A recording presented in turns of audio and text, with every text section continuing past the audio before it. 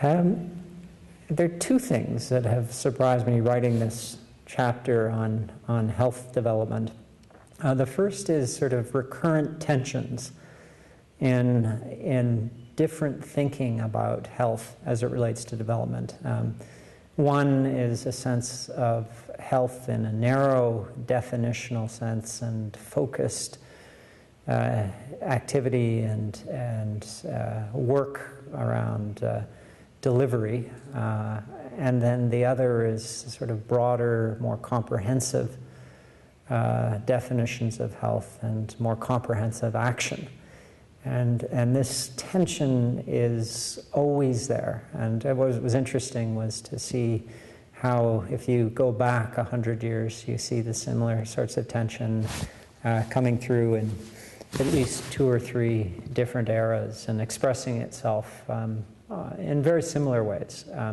But really this inability to sort of find the middle ground. The second thing is rate of change.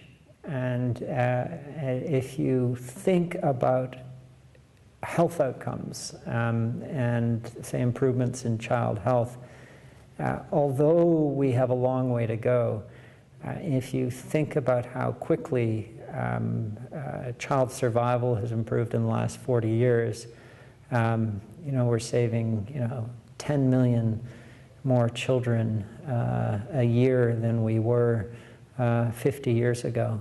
That's an extraordinary accomplishment. And so despite the fact that there's a huge amount left to do, there really has been, in health anyways, exceptional progress.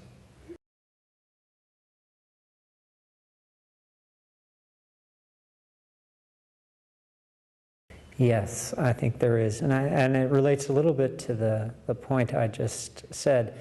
I think none of us appreciate just how quickly things are changing. And I think implicitly we have a rather static view. I think when you look at the rate of change, what was true today is really not true tomorrow. And yet a lot of our thinking is stuck often in the past. And so I think if we look at not only the rate of change, but the complex number of different types of actors that are involved in health at national level, global level, that challenges us, I think, with respect to notions of single institutional leadership and what I think are sort of static models of development in health.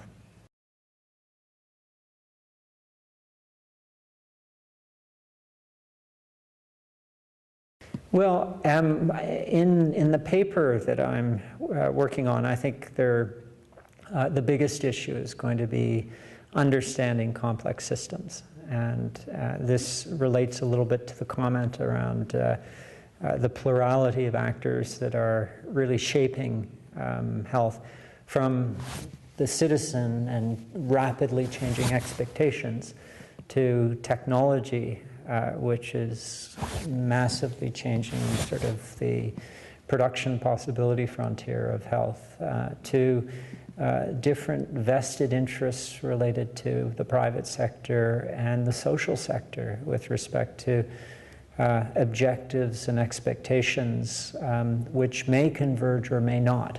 And so I think trying to figure out how to manage those systems and make them work in the next 50 years is going to be our preeminent challenge.